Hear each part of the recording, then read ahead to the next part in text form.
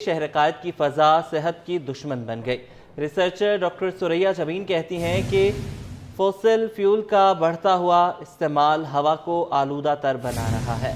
धुआं छोड़ती गाड़ियों, जहर उगलती फैक्ट्रियों ने शहर को जहर आलूद कर दिया।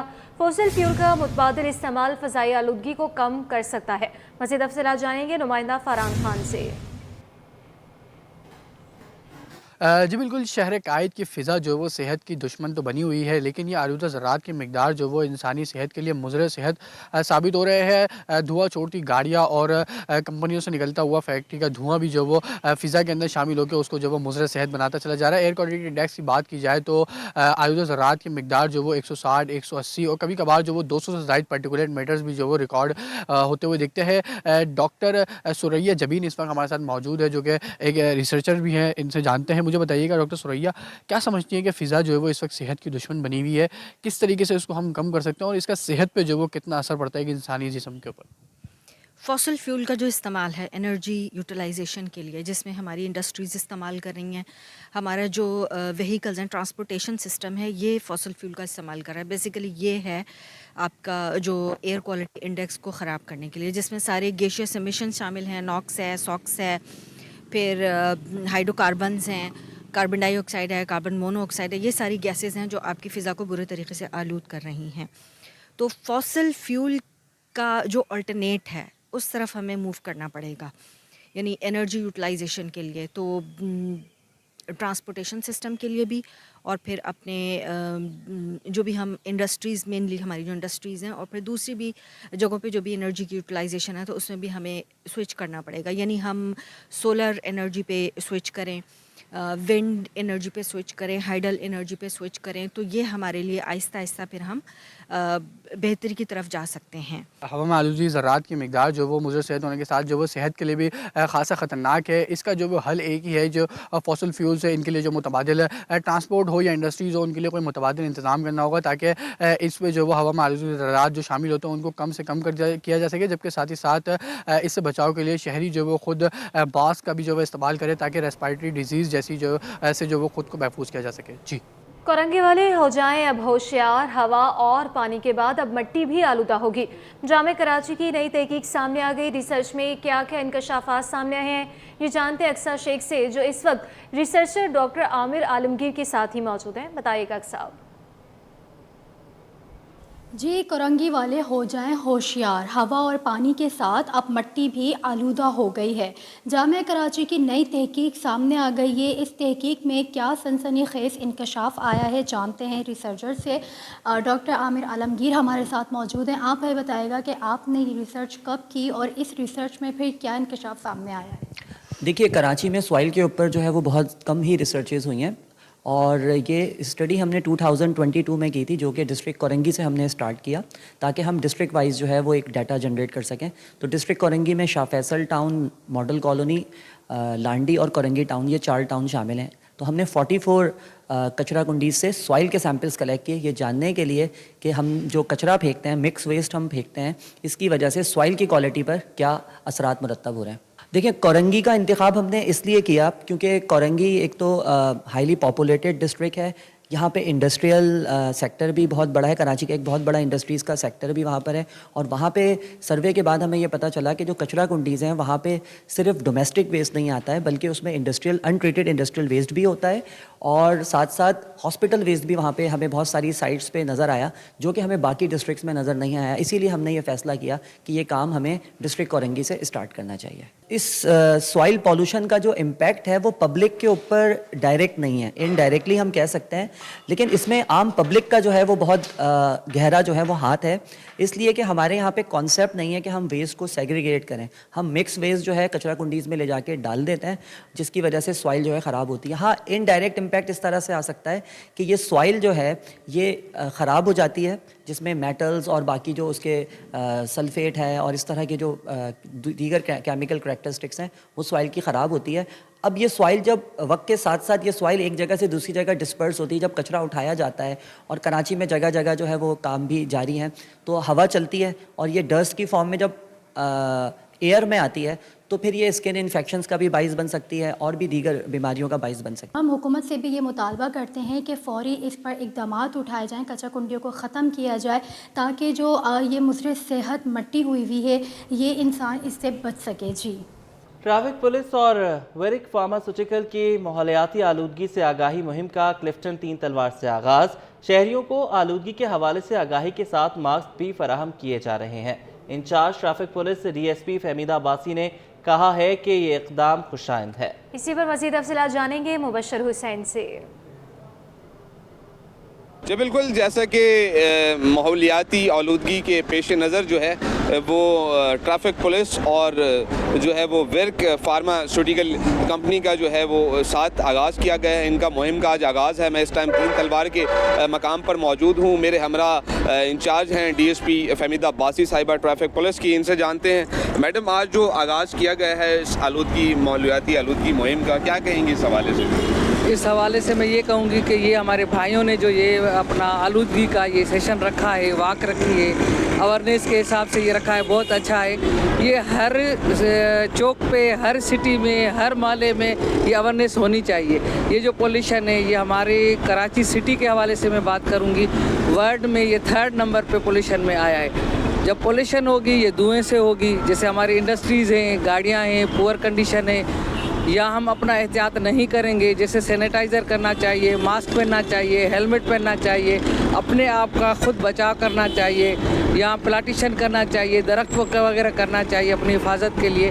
तो ऐसे सेशन होने चाहिए अवेयरनेस के लिए। कुछ ऐसे हमारे यहाँ के लोग हैं जिनको अवेयरनेस नहीं है, ना मास्क पहनते, मास्क नहीं पहनते, यही आलूदगी अंदर जाती है, यही धुआं अंदर जाता है और वही सिस्टम पूरा बॉडी का डैमेज होता है। जब बंदा खुद फिट नहीं होगा, ये जो चीज़ें हैं, ये धुएं की चीज़ें जो हैं, ये पोल्यूशन जो ये जब अंदर हम ले रहे हैं, 15 मिनट, 20 मिनट, आधा घंटा हम चौक पे खड़े होंगे, ये सब चीज़ें हमारे अंदर जाएंगी तो ऑटोमेटिक हमारी सेहत जो है वो अपना डैमेज होगी और बीमार होंगे। तो इन चीज़ों के दिफा के लिए, हिफाजत के लिए इन्होंने जो ये अवेयरनेस रखी है, बहुत अच्छा प्रोग्राम है, ऐसे होने चाहिए। फार्मास्यूटिकल है, वर्क फार्मास्यूटिकल, उनके सरबराह मेरे साथ मौजूद हैं मार्केटिंग मैनेजर आसिम नज़ीर साहब। सर बताइएगा किस तरीके से इस मुश्तरका जो आपने आगाज़ किया है आलूदगी मुहिम का, क्या कहेंगे? जी देखें, सबसे पहले तो हमें थोड़ा सा ये अंदाज़ा होना चाहिए कि जो एयर पोल्यूशन है वो दुनिया में एक बहुत बड़ा कंसर्न है। इट्स अ ग्लोबल कंसर्न और इसका अंदाज़ा आप इस बात से लगाएं कि दुनिया में तकरीबन 8.1 मिलियन 81 लाख लोगों की डेथ होती है एक साल में एयर पोल्यूशन की वजह से। चूँकि जब इसके पार्टिकल हमारी बॉडी में जाते हैं तो ये हमारे जितने भी वाइटल ऑर्गन्स हैं उनको ये बड़े बुरे तरीके से डैमेज करती हैं। तो बहुत ज़्यादा डेथ तो पाकिस्तान जो है अनफॉर्चुनेटली यहाँ पे एयर पोल्यूशन दुनिया के जो है वो हाईएस्ट हैं। और कराची का जो आज का डाटा है, जिस तरह मैडम ने बताया कि तीसरा जो है वो मोस्ट पोल्यूटेड सिटी है इन द वर्ल्ड। सो ये एक बहुत बड़ा कंसर्न है। सो इस कंसर्न को एड्रेस करते हुए being an ethical pharmaceutical company हम एक अवेयरनेस कैंपेन कर रहे हैं और वी आर थैंकफुल कि कराची ट्रैफिक पुलिस हमारे साथ मिलकर इसको एग्जीक्यूट कर रहे हैं। जी, जैसे कि मेरे साथ फार्मास्यूटिकल के मार्केटिंग मैनेजर आसिम नज़ीर साहब मौजूद थे। इनका बताना है कि पुलिस के जानिब से जो है ये पुलिस मुश्तरका ट्रैफिक पुलिस और फार्मास्यूटिकल कंपनी की जानिब से ये माहौलियाती आलूदगी एक आगाही मुहिम का आगाज़ जो किया गया है, इसी तरह मुख्तलिफ सूबों में भी जो है इसका आगाज़ किया जा चुका है। मज़ीद भी इसी तरह आवाम और शहरियों की अवेयरनेस के लिए जो है इसका तसलसल मुहिम का जारी रखेंगे। जी, हाई कोर्ट में साबिक सदर डॉक्टर आरिफ अलवी के खिलाफ दर्ज मुकदमात की तफसीलात तलब करने से मुतालिक दरख्वास्त पर समाअत। अदालत ने साबिक सदर को किसी भी मुकदमे में गिरफ्तार करने से रोक दिया। सूबाई और वफाकी हुकूमत को नोटिस जारी कर दिए गए। इसी पर मज़ीद तफसीलात जान लेंगे मुमताज़ जमाली से। बताइएगा मुमताज़। देखें जी, आज सिंध हाई कोर्ट आईनी बेंच के रूबरू साबिक सदर आरिफ अलवी एक मरतबा फिर पेश हुए और उन्होंने अपने ऊपर नामालूम मुकदमात की तफसीलात से मुतल्लिक दरख्वास्त दायर की है, जहां पर आज अदालत में उनको जो है रिलीफ मिला है। अदालत की जानिब से साबिक सदर जो आरिफ अलवी को किसी भी मुकदमे में गिरफ़्तार करने से रोक दिया है। अदालत ने सूबाई हुकूमत और वफाकी हुकूमत को नोटिस जारी कर दी हैं और 12 दिसंबर तक जवाब भी तलब कर लिया है। इसमें जो डॉक्टर आरिफ अलवी उनके वकील हैं, उनका ये मौक़िफ़ है कि गुज़िश्ता रोज़ अदालत ने 3 मुकदमात में तो हिफाजती ज़मानत मंजूर कर ली थी, लेकिन नामालूम मुकदमात में गिरफ़्तार करने का ख़दशा है, तो लिहाजा उन्होंने अदालत से ये सदा की है कि गिरफ़्तारी से मुतल्लिक़ हुक्म में इम्तना जारी की जाए, जिस पर अदालत ने ये रिमार्क्स दी कि पहले नोटिस जारी करते हैं, नोटिस पर ही जो है उसके बाद ही मुख्तलिफ़ कार्रवाइयों का आगाज़ किया जाएगा। लिहाजा अदालत ने 12 दिसंबर तक सूबाई और वफाकी हुकूमत को नोटिस जारी किए हैं और जवाब तलब कर लिए और किसी भी मुकदमे से गिरफ़्तारी से रोक दी है। जी। और स्टॉक मार्केट तेज़ी के नए रिकॉर्ड कायम करती हुई आगे की जानिब गामजन है। आरिफ हबीब ग्रुप के डायरेक्टर एहसन मेहनती का कहना है कि हुकूमत की मुआशी पॉलिसियों के बाइस तमाम मुआशी अदाद-ओ-शुमार मुस्बत हैं, जिसकी वजह से मार्केट में तेज़ी का रुझान बरकरार है। तफसीलात जानते हैं अयाज राना से, बताइएगा। जी बिल्कुल, कारोबारी हफ्ते का तीसरा रोज़ है। अब मार्केट जो है वो दिन हमने देखा कि एक अच्छी जो है अपना तसलसल को कायम रखे हुए थी और मार्केट के अंदर जो है वो कोई ऐसी खबरें नहीं है जो मार्केट को सरमायाकारों को रोक सके। उसके लिए हम बात करते हैं। हमारे साथ इस वक्त एहसन मेहनती मौजूद हैं, आरिफ हबीब ग्रुप के डायरेक्टर हैं। एहसन भाई, मार्केट में कोई ऐसी खबर तो नहीं है जो मार्केट को रोके, तो क्या लगता है मार्केट में ये सर्च जो हम देख रहे हैं जारी रहेगा? देखिए, इमिनेंट है। डिस्काउंट रेट का जो है दिसंबर 16 को कट होना इमिनेंट है और फिर आई थिंक कि जो इन्वेस्टर इस पर काफ़ी ज़्यादा स्पेकुलेशन कर रहे हैं कि रुपी स्टेबिलिटी दोबारा आ गई है, फॉरेन एक्सचेंज रिजर्व बिल्टअप हो रहे हैं, तो काफ़ी इन्वेस्टर सेंटिमेंट पॉजिटिव है। ओवरऑल रिजल्ट अनाउंसमेंट्स को भी लेके रिसेंटली स्टेट बैंक ने भी जो इकदाम किए हैं बैंकिंग सेक्टर के लिए, उसके लिए बैंकिंग इंटरेस्ट भी काफ़ी ज़्यादा बढ़ा है। ऑयल सेक्टर के अंदर 15% तक इजाफा देखा गया है। ऑयल की सेल्स के अंदर वो मुस्बत है। सीमेंट सेल 5% जो है बढ़ी है। तो माह नवंबर के अंदर काफ़ी मुस्बत खबरें हैं। आगे करंट अकाउंट सरप्लस देखना है, ट्रेड डेफिसिट कम हुआ है, एक्सपोर्ट बढ़ रही है, तो सारे इकोनॉमिक इंडिकेटर्स मुस्बत डायरेक्शन में, तो इन्वेस्टर काफ़ी ज़्यादा मुस्बत ले रहे हैं मार्केट को। एहसन मेहनती जो कि कह रहे हैं कि तमाम इंडिकेटर्स, माशी इंडिकेटर्स मुस्बत आने की जो वजह है वो मार्केट को सहारा दिए हुए है। मॉनेटरी पॉलिसी जो हम कह रहे हैं उसी को वेलकम कर रहे हैं कि इस वक्त यकीनन कोई ऐसी वजह नहीं है कि बड़ा कट डाउन ना हो। 200 बेसिस पॉइंट का जो है स्टेट बैंक की जानिब से कट डाउन उम्मीद की जा रही है सरमायाकारों की जानिब से। अगर ये सब चीज़ें हो जाती हैं तो मज़ीद तेज़ी का एक इम्कान है और मार्केट एक अपने नए हाई बनाती हुई जो है तेज़ी से आगे की तरफ बढ़ती है, हम देख रहे हैं। जी। मलीर फ्यूचर कॉलोनी की यूनियन काउंसिल 6 की सरकारी डिस्पेंसरी तबाही के दहाने पर पहुंच गई। डॉक्टर मौजूद, न तिब्बी अमला, अद्वियात गायब, सफाई का भी फुकदान है। डिस्पेंसरी आने वाले डॉक्टर का घंटों इंतजार करने लगे। तफसीलात इस पर हमें बता रहे हैं डिस्पेंसरी के अंदर मौजूद हमारे नुमाइंदे मीर कीरियो। कि जी इस वक्त मैं कराची के इलाके टीएमसी मलीर की फ्यूचर कॉलोनी की यूनियन काउंसिल 6 में मौजूद हुई, जहाँ पर एक सरकारी डिस्पेंसरी हमें नजर आई। यहाँ पर हमें काफ़ी शिकायत भी मौसूल हुई थी कि यहाँ पर ना जो सीएमओ चीफ मेडिकल ऑफिसर है वो बैठती हैं, ना यहाँ पर कोई तिब्बी अमला मौजूद है, यहाँ पर ना अद्वियात मौजूद है, ना यहाँ पर कोई तिब्बी इमदादी सहूलियात मैसर है ताकि यहाँ पर जो इलाका मकीन आते हैं वो इलाज करवाने आएँ तो ना डॉक्टर मैसर होती है, ना ही कुछ कोई दीगर तिब्बी अमला या कोई जो तिब्बी हंगामी आलात होते हैं वो मैसर है। मेरे अगर कैमरामैन हसन जाफरी आपको दिखाई, ये डॉक्टर साहिबा की एक नशिस्त है जो कि इस वक्त ड्यूटी टाइमिंग के बावजूद भी यहाँ पर मौजूद नहीं है। इलाका मकीनों का कहना है कि डॉक्टर साहिबा अपनी मर्ज़ी से आती हैं, तनख्वाहें लेते हैं, सरकारी तनख्वाहें लेते हैं, उसके बावजूद भी यहाँ पर कुछ भी चीज़ सहूलियात जो है मैसर नहीं है। हमारे साथ यहाँ के इलाका मकीन भी मौजूद है, हम उनसे भी बात करेंगे। यहाँ की इतनी बुरी हालत है, शायद इतनी बुरी हालत तो पूरे सिंध के इलाके में भी हमने कहीं नहीं देखी। हम खुद सिंध रहने वाले हैं, लेकिन इतनी बुरी हालत कोई नहीं। यहाँ ना कोई दवाई है सही, ना कोई डॉक्टर बैठते हैं और ये टूटी फूटी शिकार है पूरे डिस्पेंसरी। ना कोई उसकी जगह है, वाशरूम की कोई जगह नहीं है, ना कोई पानी का निज़ाम है। ऐसा जैसे एक बिखरा हुआ ज़मान इलाका होता है, जंगल भी अब बनी हुई है और हम पूरा इतना बड़ा महल्ला है, कोई बेचारे लोग पैसे से इलाज करा रहे हैं।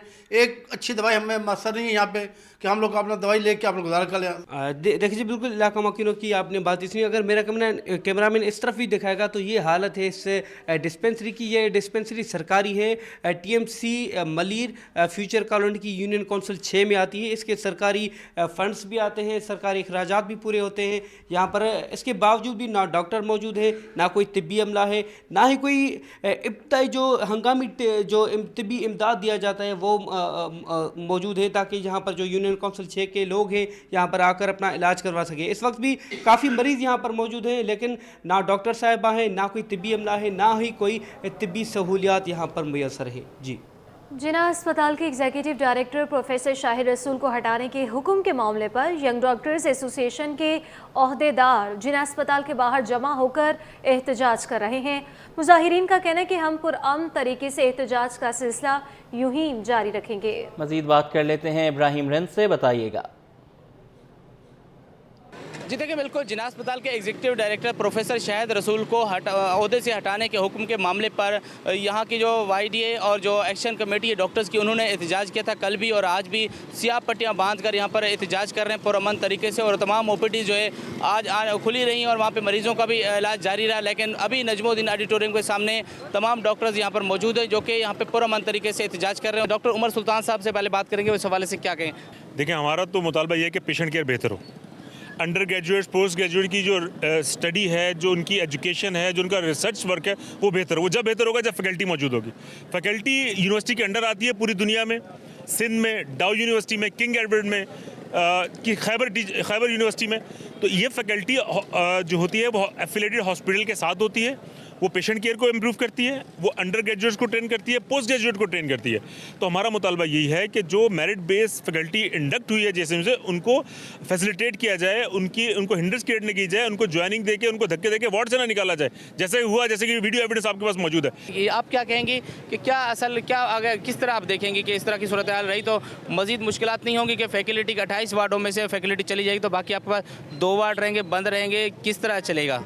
देखिए, पहली बात मैं अगेन इस बात को रीइंफोर्स करूंगी जो सबने कही है, हम पेशेंट के लिए कोई स्ट्राइक नहीं कर रहे हैं। हर किस्म की पेशेंट केयर ओपन है, इमरजेंसी चल रही है, ओपीडीज चल रही हैं, थिएटर्स चल रहे हैं। मैं पल्मोनोलॉजिस्ट हूँ, मैं अभी 6 ब्रोंकोस्कोपियाँ करके फारिग करके अपनी लिस्ट यहाँ आकर खड़ी हुई हूँ। लाजिम बात है, इतने अरसे से कोर्ट केस है, जो कुछ भी है, फैकल्टी हायर नहीं हुई है। अब जो भी तरीका बना है, बाकी फैकल्टी भी तो वहीं से हायर हुई है, मरीजों का नुकसान है। शायद रसूल साहब को रिस्टोर करने के लिए अपील कर रही हैं, क्या इसकी डिमांड क्या है? जी देखिए, अगर शाहिद रसूल साहब को हटाया सिर्फ इसलिए गया है कि उन्होंने जेएसएमयू के फैकल्टी इंडक्ट की है, किसके लिए इंडक्ट की है? मेरे लिए इंडक्ट की है, मेरे पर्सनल बेनिफिट के लिए की है या पेशेंट्स के लिए की है? आप लार्जर पिक्चर को देखें और या आगे इंटरेस्ट इस इंस्टीट्यूट के इंटरेस्ट के लिए की है, इस इंस्टीट्यूट को बेहतर बनाने के लिए की है। बहुत शुक्रिया। ये थे डॉक्टर एक्शन कमेटी के अहदेदार जिनका कहना है कि फैकल्टी के अफराद जो यहाँ पर आ रहे हैं उनको काम करने दिया जाए।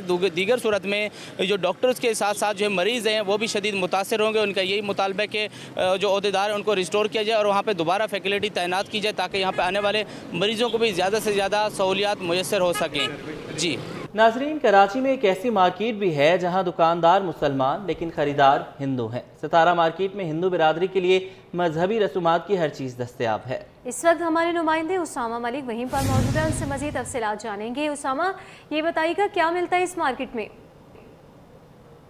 जी बिल्कुल, इस वक्त कराची की सितारा मार्केट में मौजूद हैं जहां पर हिंदू मजहबी जो रसूमात हैं उसकी तमाम जो अशिया हैं वो यहां पर मिलती हैं। आप बिंदिया ले लें, साड़ी ले लें, जिससे उपटन ले लें, तमाम जो चीज़ें हैं वो हिंदू मजहबी रसूमात की, दिवाली, तमाम त्यौहार हो गए, होली ले लें, हर त्यौहार की जो रसूमात की अशिया होती हैं वो सितारा मार्केट में बआसानी मिल जाती हैं। साड़ी ले लें, जिस डिफरेंट जो चीज़ें होती हैं सितारा मार्केट में। और यहाँ पर हिंदू जो हैं वो ख़रीदार हैं जबकि दुकानदार जो हैं वो मुसलमान हैं। इस वक्त भी मैं एक ऐसी दुकान से आपको रिपोर्ट कर रहा हूँ जहाँ पे साड़ियों की जो है वो दुकान है। यहाँ पर हमारे साथ एक भाई मौजूद हैं, इनसे जानते हैं। बताइएगा आपके पास कौन कौन सी साड़ियाँ मौजूद हैं और कौन कौन से ख़रीदार आते हैं? हमारे पास है ना हर टाइप की साड़ियाँ मिल जाएंगी, जैसे प्लेन साड़ियाँ होती है, ब्राइडल के हिसाब से चाहिए, पार्टी वेयर के हिसाब से चाहिए, जैसे आजकल लहंगे चल रहे हैं शादी ब्याह के हिसाब से, उस टाइप की हर चीज़ A to Z आपको मिल जाएगी।